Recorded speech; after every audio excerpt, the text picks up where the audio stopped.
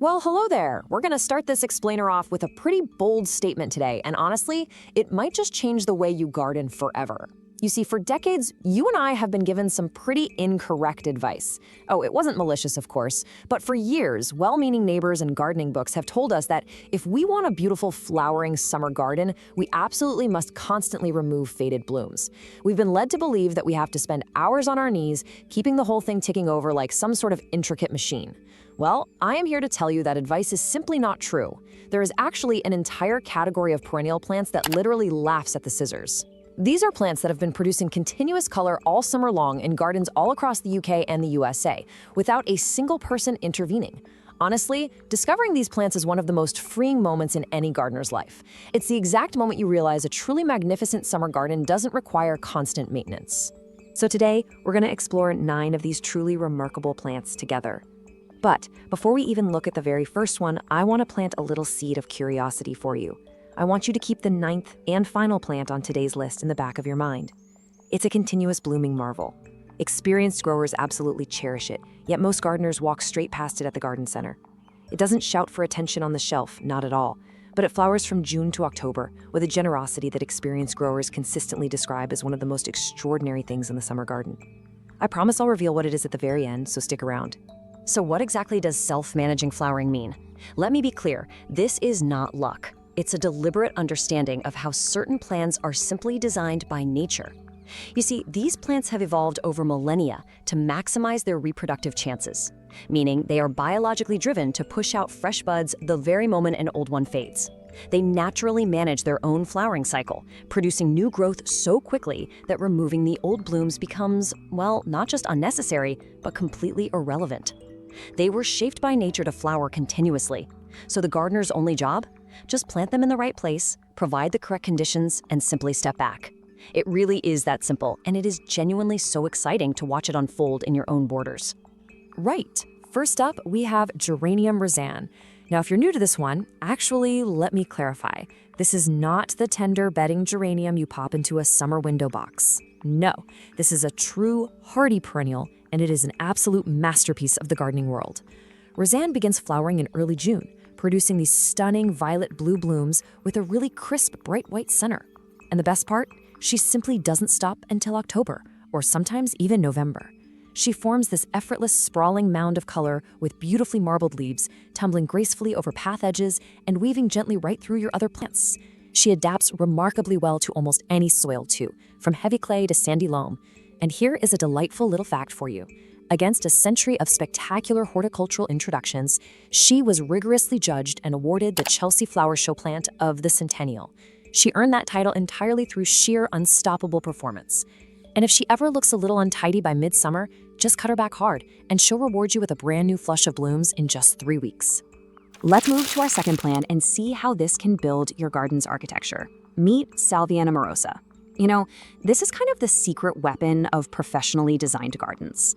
From late May, it produces dense, vertical spikes of rich purple or deep violet. And when one flush fades, the plant just automatically pushes up the next set of fresh spikes right from the base. Literally no intervention from you is needed.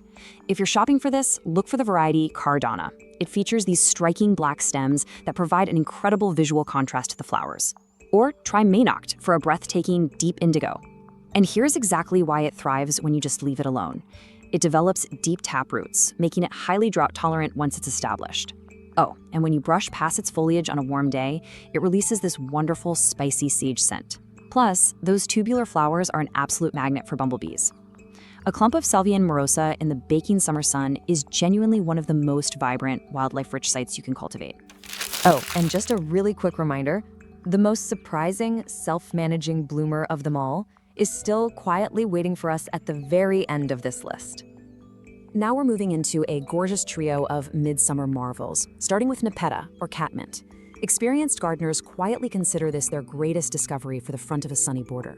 From June onwards, it produces this soft, billowing haze of lavender blue flowers hovering right above beautiful silver-gray foliage. It releases a fresh, minty, spicy scent that carries beautifully on a warm evening breeze. It's incredibly magical. Now, unlike standard catnip, which can honestly look a bit weedy, ornamental Nepeta behaves beautifully. Six Hills Giant is a wonderfully generous variety, reaching about 90 centimeters, while Walker's Low is absolutely perfect for softening up your pathway edges. Once established, it is incredibly hardy and asks for almost nothing, thriving even in baking hot, dry spots. If you want, you can cut it back by half in midsummer, and it will reward you with a magnificent second wave of blooms. Next in our midsummer group is Astrantia. Now, this plant looks like a delicate, intricate florist's creation that should require constant fussing, but let me tell you, it is actually tough as nails. It produces papery, star-shaped flowers with domed centers that look almost like tiny medieval ruffs. The deep red variety Claret, the mid-pink Roma, and the rich red Star of Billion are true showstoppers. The spent flowers simply fade gracefully on the stem as new ones effortlessly emerge right beside them. And honestly, the most delightful, surprising fact about Astrantia, while most heavy, continuous bloomers demand full baking sun, Astrantia genuinely thrives in dappled or partial shade. Imagine tucking this absolute treasure right under the dappled canopy of an old apple tree, where it will happily light up those tricky, darker corners of your garden for months on end. Rounding out our midsummer trio is Scabiosa, also known as the pincushion flower. This plant earns its place in your garden through sheer, relentless generosity. Older varieties used to flop over a bit, but modern, compact cultivars like Butterfly Blue and the warm, soft rose Pink Mist produce an unbelievable number of strong-stemmed blooms from June right through to the very first frosts. They absolutely love a well-drained, slightly chalky or alkaline soil. The spent flowers dry naturally into really attractive little seed heads, while fresh buds open constantly right next to them. And here is a delightful observation that will make you fall completely in love with it. Those flat open flower heads serve as literal landing platforms for butterflies. On a warm afternoon, your Scabiosa will rarely be without 3 or 4 beautiful butterflies just resting and gently feeding on it.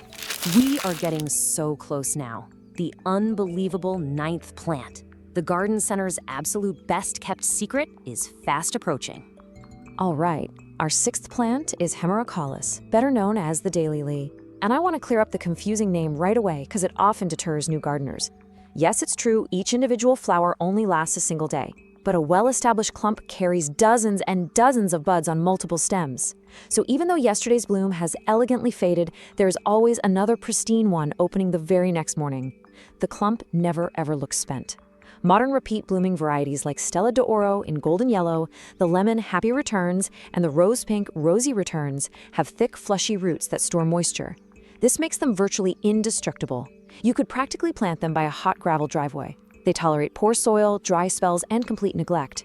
Consider this your full permission to entirely ignore them during a summer drought, knowing they'll still offer a continuous display of breathtaking beauty.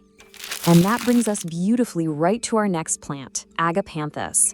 From July to September, it sends up these tall, tremendously strong stems topped with large globes of blue or white flowers. The headborn hybrids are incredibly hardy for cooler gardens, while Midnight Blue offers a deep, rich indigo that just stops you in your tracks. But you know what the most liberating, surprising fact about Agapanthus is? It's how it actually prefers to be grown. It produces its most spectacular, abundant blooms when it is slightly neglected, kept a little dry, and grown in containers with restricted roots. It absolutely loves a tight squeeze in a small patio pot in full sun. And don't you dare cut those stems when the blooms fade. The heads develop into beautiful architectural seed pods that look absolutely incredible caught in a sparkling December frost. Now, as summer kind of starts to fade into autumn, you might think the effortless color has to end. But our next plant proves that theory completely wrong. It is one of the absolute longest performing plants on our list, carrying us effortlessly right into the cooler months. Our 8th perennial is Echinacea, the coneflower. It produces gorgeous daisy-like flowers with swept-back petals and a prominent raised central cone that has a wonderfully rough, almost bristly texture. Varieties like the warm pink Magnus, the elegant white swan, and the rich, multicolored Cheyenne Spirit offer an astonishing longevity of display from July right into October. They absolutely thrive in full sun and well-drained soil. But the true magic of Echinacea happens after the colorful petals finally fall away. The orange-brown cones remain standing proudly on their strong stems right through autumn and winter. If you just leave them be, you transform your garden into a natural feeding station. Watching colorful goldfinches perform acrobatics to extract the seeds on a crisp, frosty autumn morning is genuinely one of gardening's greatest rewards. Which brings us, finally, to the most generous, longest performing plant on our entire list. The secret is out. And now, here we are. We have arrived at the 9th plant, the extraordinary marvel I promised you at the very beginning. That plant is penstemon. Let me tell you the story of why this is the greatest unsung hero of the summer garden. In April, when everyone is rushing to the garden center to buy their summer plants, penstemon often looks like a plain, uninspiring green twig sitting quietly in a plastic pot. So naturally, people walk right past it to buy the louder, showier plants. But experienced gardeners, the ones who have tried almost everything, consistently name penstemon as one of their most deeply valued plants. From June, it begins producing elegant spikes of tubular flowers. And as those blooms cleanly fall away, continuous waves of fresh buds effortlessly replace them. This unstoppably generous plant will reward you with glorious color right up into the final warm weeks of October, providing an absolute sense of relief when everything else in the garden is dying back. It's wonderfully drought-tolerant, it's a massive draw for bumblebees, and in mild winters, its foliage even remains beautifully evergreen. And the visual variety you get to choose from with these? Oh, it's just stunning. Husker Red pairs dark bronze red foliage with pink-white flowers, and let me tell you, it looks absolutely amazing planted next to anything with silver foliage. Garnet is a much-loved, highly reliable, rich wine red. Apple Blossom offers a soft, elegant pink that fairly glows in the evening light, while Sour Grapes provides a sophisticated, smoky purple blue that landscape designers absolutely adore. And if your garden needs some real heat, there is the vivid, show-stopping scarlet of Firebird. I promise you, the next time you see that plain-looking penstemon sitting quietly on the shelf at the garden center, you will never, ever walk past it again. So, how do we actually start building this beautifully liberated garden? Well, keep it incredibly simple and achievable. You do not need to do this all at once. Choose just 3 plants from this list that spark genuine joy for you. Plant them this season, making sure you give them the right sun and the right drainage based on what we've explored today. Then, give yourself permission to simply step back. Watch them thrive. Enjoy the incredible beauty they bring to your space. You can always add more the following year. A magnificent, blooming garden is absolutely within your reach and without the overwhelming workload. I really hope this explainer has shown you that a low-maintenance garden isn't some sort of compromise. It's a far wiser, more joyful way to grow. Consider this your official permission to put the scissors down. Take your precious time back, sit in a comfortable garden chair, watch the bumblebees, and simply enjoy nature doing all the beautiful work for you. If you found this helpful, please give it a like and subscribe so you don't miss our next deep dive.